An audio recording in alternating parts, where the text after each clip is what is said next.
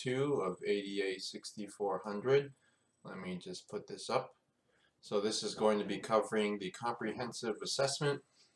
This will be from the Atkins textbook, page 1978, and the Miller article, the publication that you'll also be reading for this week. So jumping straight into the comprehensive assessment, ongoing process of data collection, clinical observation, synthesis from multiple sources. So what's really important to keep in mind is that an assessment is an ongoing tool. It's cyclical, continuous.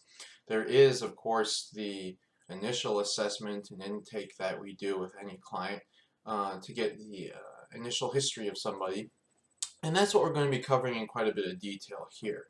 For paper one, that's basically what you're going to be doing is putting together session one assessment with a hypothetical or made-up client. So I'm going to run through that kind of basic structure for this particular presentation. And I also added a couple of clinical tools in this, like how to assess and respond to a threat of suicide and other challenges that you may want to consider during your first session with your client. So like I mentioned before, assessments are typically a cyclical process, continuous. You begin by collecting the data the first time. You try and synthesize the data into a clinical picture of your client, and then you use that clinical picture to create your treatment plan, determine the appropriate level of services, and also figure out your exit plan. You already have an idea of what the criteria are going to be for your client to be done with treatment once you've started.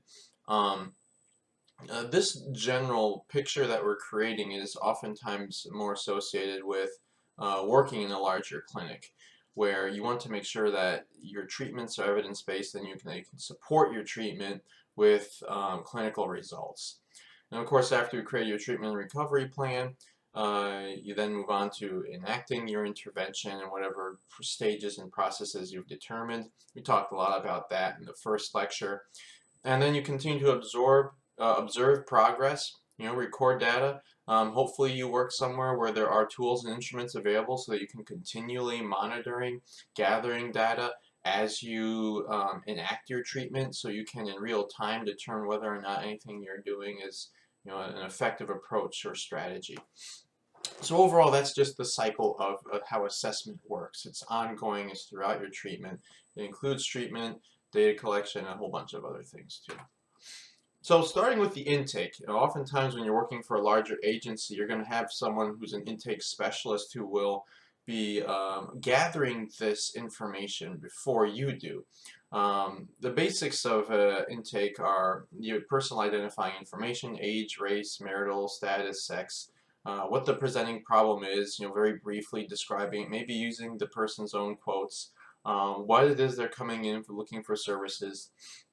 And you want to get a very general idea of what their goals, dreams, or wishes are in coming into treatment.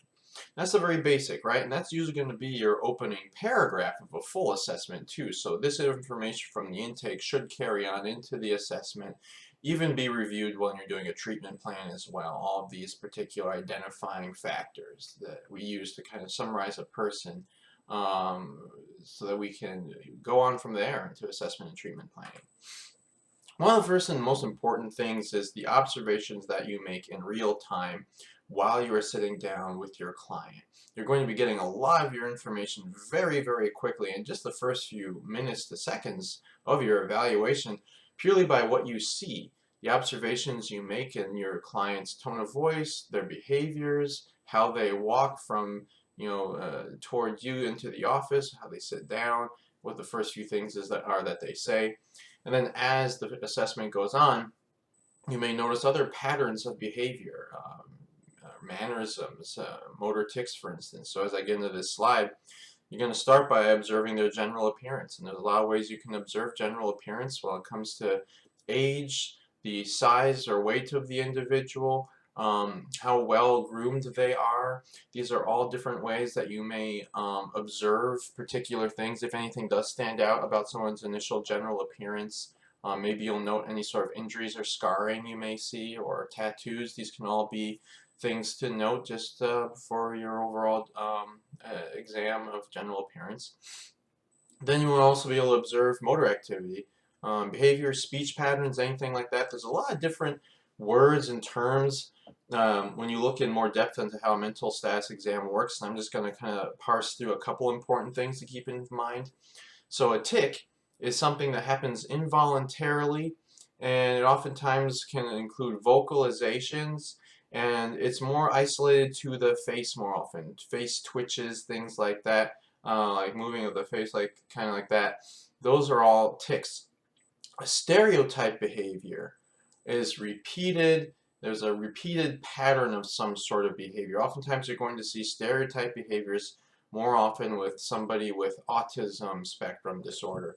And stereotype behaviors are going to come much more often from the arms and the trunk of the body. There's going to be kind of like more of a rhythmic, see if I can catch it. It looks like my camera isn't really going to be able to catch what I'm doing very well here, but it's like a motion like this, going up and down, back and forth.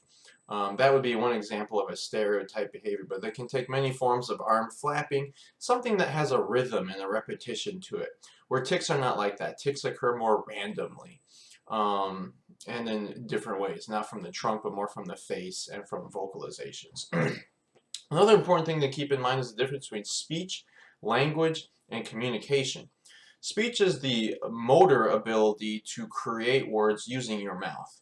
Language is the knowledge of how words and grammar operate so that you can create a meaningful sentence. And then communication is the effectiveness and the skills that we have to share our ideas with other people. So communication will also involve what we call reciprocation, being able to examine how well your recipient of your information understands. An important idea that you may oftentimes also note is something called circumlocution, which is using more words than necessary, oftentimes to describe something that they may not have the specific word for. It's hard to kind of pick a specific example of this, but let's say I was trying to find a word for circumlocution. I didn't know there was a word circumlocution, so I'd say this person was just using all these words to try and describe something that probably had a better word for it, but they didn't seem to know what that word was. So, you know, that is an example of circumlocution, is when you don't know the proper word for something and kind of talk around and use a lot of extra words in description. Flow of thought and speech, this is an important thing to keep in mind. We're only really able to identify and observe thought through speech, so that really does make things complicated, right? In an initial assessment, you may not be able to tell the difference between a language deficit or a speech impairment or just a difficulty in communicating thoughts properly, right? But there are ways you can observe speech to try to get the sense of whether or not there are thought difficulties occurring. It really depends on whether or not you see interruptions, pauses, sidetracking, evasions, stuttering. Things like that may give you extra hints on if there's any sort of cognitive difficulties occurring or not. Another really important tool that you can use, particularly for short and long-term memory issues or just cognitive function in general, is the mini mental exam. It's a very brief 10-item little inventory that you can do. You can find it online very easily, and it only takes about 15 minutes to do it. Oftentimes I'll use the mini mental if I have somebody coming in who appears to be significantly intoxicated and I want to determine if it's even worthwhile doing an assessment. It also helps me determine whether or not somebody is safe for driving back home. So that's something that can be very helpful just to have on hand in case you do end up working with a lot of people who may have intoxication when they come in your first time you see them. Other things to keep in mind are the difference between mood versus affect. Mood is the emotions that you feel inside. Affect is how they are expressed or how they are basically portrayed. So the way you see somebody's emotions come out. And the extent to which you can see the emotions come out. So emotions can be restricted, blunted, or flattened. Restricted means you can see indicators of emotion happening. Maybe there's body language indicating some emotion, but you also see attempts to repress that or minimize the expression of the emotion. A blunted emotion is when there's a numbness quality to it. Maybe there's a certain amount of emotion still apparent, but the person seems just not to feel the same amount of it that you would expect a normal person to, given whatever they're talking about. And flattened affect is when you see no emotion whatsoever. They may be talking about something that seems very emotional, but not really giving anything off emotion-wise. That would be flattened. So it's important to keep the difference between blunted and flattened. Flat is just flat line, right? No emotion whatsoever, where blunted is just repressed perhaps, but not really looking repressed. It just looks like maybe they're sedated perhaps, right? Restricted is when there is something there that they are resisting. When it comes to thoughts and perceptions, this is also something you might note in the mini mental exam, particularly if you see anything like delusions or hallucinations. I'll talk more about these particular delusions when we talk about psychotic disorders, but this is an important time to note things like this, because if you're working with someone with co-occurring disorders, they may be experiencing hallucinations or delusions because, as we mentioned before, alcohol use disorder, a withdrawal symptom, could be hallucinations. So this could be very important to be able to, at least at some point, determine whether or not you're dealing with alcohol withdrawal or a possible psychotic disorder. So that's a very important differential that you might want to start making right off the bat if you see either of these two things happening. One really important tip, I'm not sure if I cover this in later lessons or not, but one way to distinguish sometimes, on average, there is no set in stone rule here, but on average, hallucinations caused by schizophrenia tend to be more auditory, so they may hear things that aren't actually there, or hallucinations caused by drugs tend to be more visual. So that's one thing to kind of keep in mind, but not always. It's not set in stone either. There can be overlap there. Insight's important to acknowledge as well. Insight is basically just to what effect somebody is aware of their own difficulties in their life, or aware of how their past affects their present, or how their emotions affect their thoughts. All those are different levels of awareness or insight. Another word I'll throw out for you is anosognosia, which is oftentimes a neurological disorder where somebody is incapable of acknowledging their own disability. For instance, if they break their leg, they may have no understanding that they can't use their leg anymore. So that can be a fairly dangerous thing to have, of course. Most of the time, you're not going to see this type of disorder occurring unless somebody has a neurological difficulty. But you may see levels of that, right? You may see a lot of people who have limited insight or no insight into their difficulties. So a little review on the screening tools. Just in general, a screening tool is a particularly small instrument of some sort, or a survey that you can hand out to somebody. Like the mini mental is kind of a screening tool, like I mentioned before.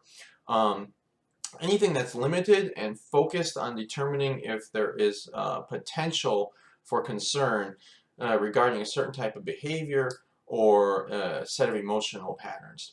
So just keep in mind that a positive result in the screening instrument is not a diagnosis in itself. All that screening tools are meant for is to help point us in a particular direction for further examination.